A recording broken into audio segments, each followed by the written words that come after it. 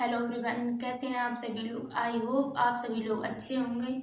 तो आज हम पढ़ने वाले हैं भारत के अपवाह तंत्र के बारे में और इसमें हम समझेंगे कि भारत में किस किन प्रकार के रिवर सिस्टम्स हैं और वो किस प्रकार डेवलप हुए एंड उनकी कौन कौन सी सहायक ट्रिब्यूटरीज हैं और वो किस प्रकार से वर्क करती हैं और उनके किनारे कौन कौन से महत्वपूर्ण शहर अवस्थित हैं। इन सभी के बारे में आज हम सही से डिस्कस करेंगे।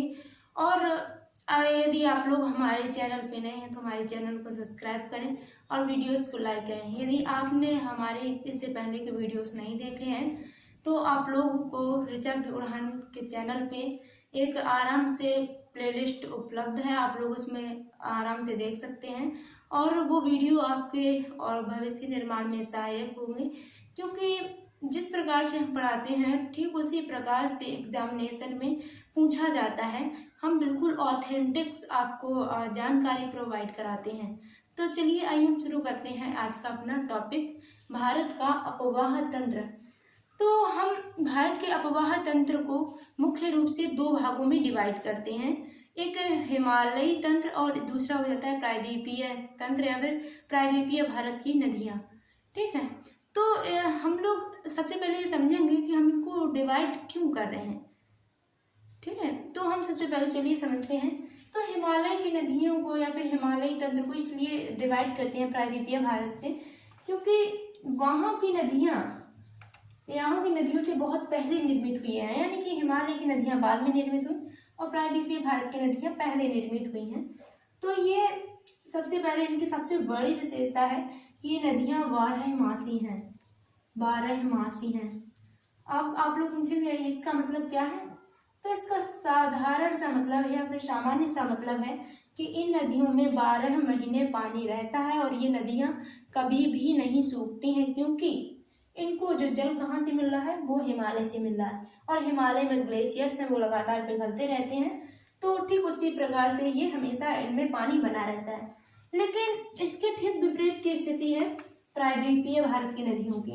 इसका क्या मतलब है, इसमें जो नदियां हैं वो गर्मियों के टाइम में सूख जाती हैं, गर्मियों में सूख जाती हैं। नदियां क्या होती हैं, गर्मियों में सूख जाती हैं।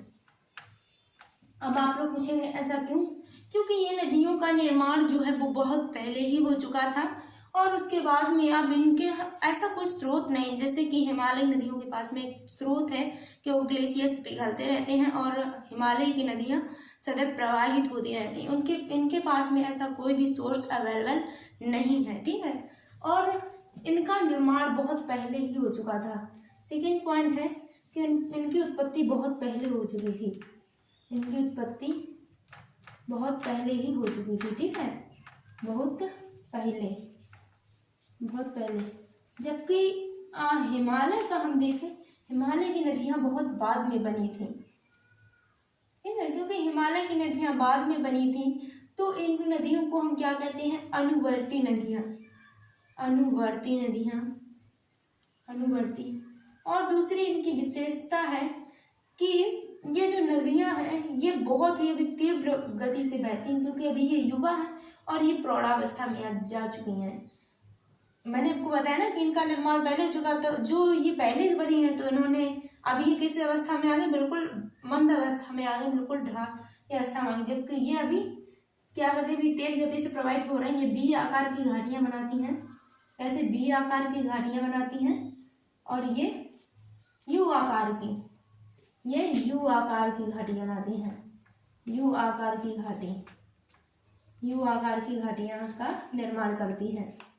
ठीक है, ये थर्ड पॉइंट हमारा। ठीक है, आप लोग ऐसे थोड़ा समझ लीजिएगा क्योंकि इसमें थोड़ी जगह अभी हमको कम लग रही है, इस प्रकार से समझिएगा। ठीक है, ये इसकी विशेषता बता रहे हैं। ठीक है, उसी प्रकार से हमने क्या बताया आपको, ये बी आकार की घाटियों का निर्माण करती हैं। तो हम समझेंगे कि हिमालय रिवर सिस्टम्स में कौन कौन सी प्रमुख नदी हैं। तो सबसे जो प्रमुख नदी है वो है सिंधु, सिंधु, ब्रह्मपुत्र, ब्रह्मपुत्र और गंगा, गंगा। ये तीन प्रमुख नदी तंत्र हैं जो हिमालयी नदियों के अंतर्गत में आते हैं। ये पूरे उत्तर भारत को सिंचित करते हैं और वहाँ पर जल उपलब्धता को सुनिश्चित कराते हैं। क्योंकि हम लोगों ने पहले से पढ़ा है कि भारत में जो नदियाँ हैं उनका कितना महत्व रहा है। इस बात को हम ऐसे समझ सकते हैं क्योंकि यहाँ पे नदियों को देवी की संज्ञा दी गई है, जैसे कि गंगा माँ। ठीक है, तो हम नदियों का महत्व समझ सकते हैं इनके उपनामों से, क्योंकि इनको देवी की या भगवान की संज्ञा दी गई है। तो इसका मतलब ये मनुष्य के लिए या फिर ये हमारे लिए कितनी महत्वपूर्ण हो जाती हैं। हमने जैसे पहले देखा था कि प्राचीन भारत में जो व्यापार होता था वो किसके माध्यम से होता था। पहले ऐसा तो था नहीं कि रेल चलती थी या फिर हवाई जहाज चलते थे, नहीं। सबसे पहले हमने देखा था ना कि सिंधु घाटी सभ्यता में नदियों के द्वारा जो आवाजाही या फिर व्यापार होता था। ठीक है, तो वर्तमान समय में भी हम देखते हैं कि नदियों के द्वारा बहुत सारा व्यापार होता है और वो कई उद्योग धंधों को चलाने के लिए काम आती हैं।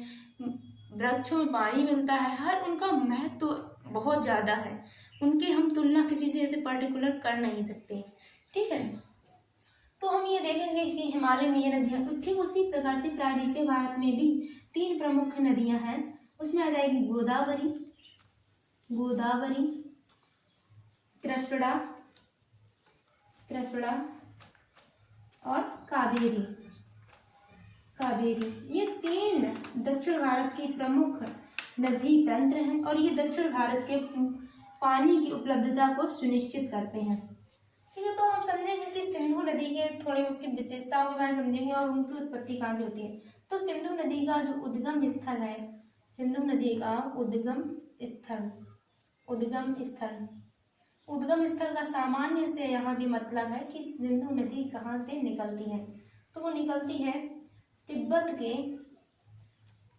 के चेमायुंगडुंग ग्लेशियर से। चेमायुंगडुंग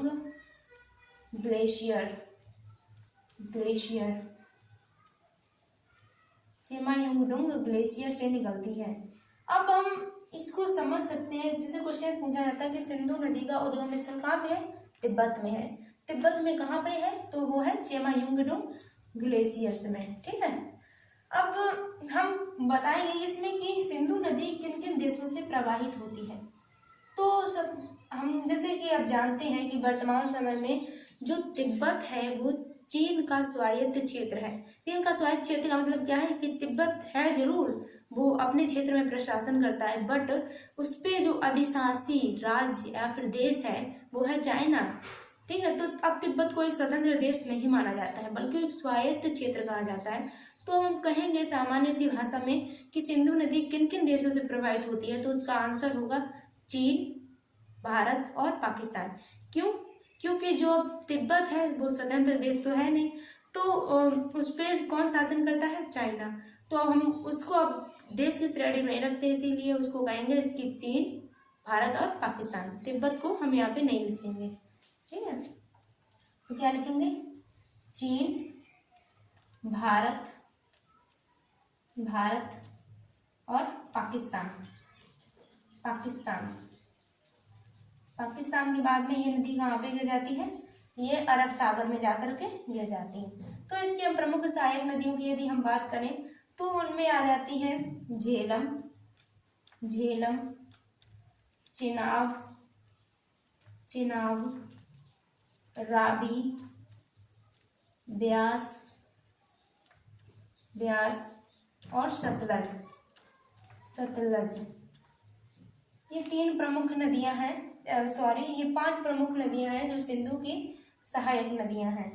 ठीक है, फिर उसके बाद में ये नदी कहाँ पे गिर जाती है, अरब सागर में। ठीक है, अब हम थोड़ी जानकारी लेंगे ब्रह्मपुत्र नदी के बारे में। तो ब्रह्मपुत्र नदी का उद्गम स्थल भी कहाँ पर है, तिब्बत में है। कहाँ पर है, तिब्बत से इसका भी उद्गम होता है और ये तिब्बत से बहते हुए फिर उसके बाद में ये आती है कहाँ पे, तिब्बत के बाद में सीधे आती है अरुणाचल प्रदेश, असम, और असम से होते हुए सीधे बांग्लादेश में जाकर के गिर जाती है। अब हम इस पे पढ़ेंगे कि जो आप लोगों ने पढ़ा होगा शायद कि विश्व का सबसे बड़ा नदी द्वीप कहाँ पर है? तो वो है माजुली द्वीप। वो किस नदी पर है? ब्रह्मपुत्र नदी पे। तो इसमें हम लिखेंगे कि विश्व का सबसे बड़ा नदी द्वीप कौन सा है? माजुली। माजुली ये किस नदी पर अवस्थित है? ब्रह्मपुत्र नदी पर। कहाँ पर है? ब्रह्मपुत्र नदी पर अवस्थिति है इसकी। ठीक है। अब फिर उसके बाद में इसका, अब हम भी वही मतलब इसका प्रवाह स्थल किन किन देशों से होता है, तो वो होता है चीन, क्योंकि मैंने अभी आपको बताया था कि चीन ही उस जगह होगा, क्योंकि तिब्बत एक स्वायत्त क्षेत्र है और अभी चीन का उस पर कब्जा है। चीन, भारत और बांग्लादेश। भारत और बांग्लादेश।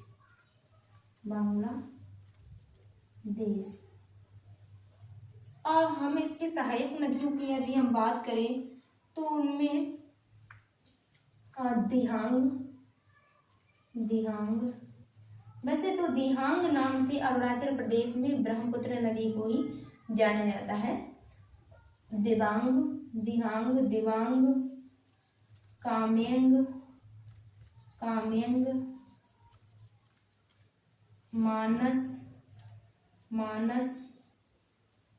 मानस, धनसिरी और सुबनसिरी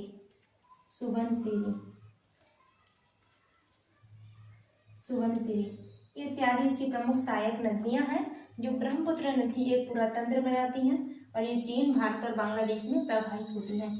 ठीक उसी प्रकार से जो गंगा नदी है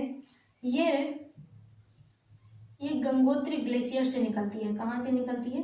गंगोत्री। इसमें थोड़ी जगह कम पड़ रही है, चलिए हम इधर एडजस्ट किए ले रहे हैं। कहाँ से निकलती है? ये गंगोत्री यानी कि उत्तराखंड में निकलती है। उत्तराखंड के गंगोत्री ग्लेशियर से निकलती है। और सबसे पहले ये गंगा के रूप में नहीं निकलती है, इसका उद्गम होता है भागीरथी के रूप में। लेकिन भागीरथी और अलकनंदा इसके संगम स्थल है देवप्रयाग में, वहां से ये क्या बनती है? गंगा बनती है। आपको लिख देते हैं पॉइंट कि देवप्रयाग में अलकनंदा, अभी हम इसको बाद में लिख लेंगे, यहाँ पे होगा भी सिस्टम इसको। अलकनंदा और प्लस भागीरथी मिलकर के क्या बनाती है? यहाँ पे गंगा का निर्माण करती है। ठीक है, क्या बनाती है? गंगा। अब हमने समझा कि सबसे पहले कि गंगोत्री ग्लेशियर से निकलती है, देवप्रयाग में जाकर के अलकनंदा और भागीरथी मिलकर के गंगा नदी का निर्माण करती हैं। अब ये हम समझेंगे कि किन किन राज्यों से होकर के गंगा नदी भारत में प्रवाहित होती है। तो मुख्य रूप से 5 राज्य हैं। 5 राज्य का मतलब इसमें उत्तराखंड, ऐसे शॉर्ट में लिख रहे हैं, यूके, फिर उसके बाद में यूपी यानी कि उत्तर प्रदेश, बिहार, झारखंड और पश्चिम बंगाल।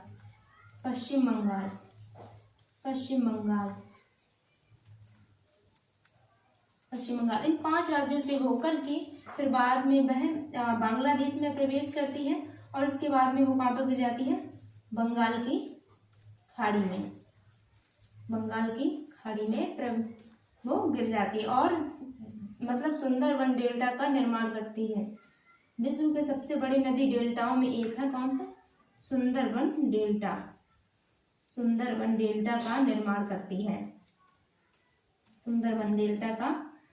करती है।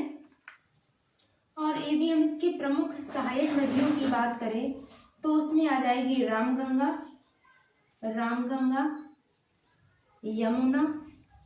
यमुना, राप्ती,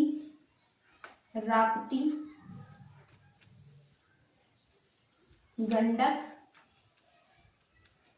सोन, ये इत्यादि प्रमुख नदियां हैं जो गंगा की सहायक नदियां हैं।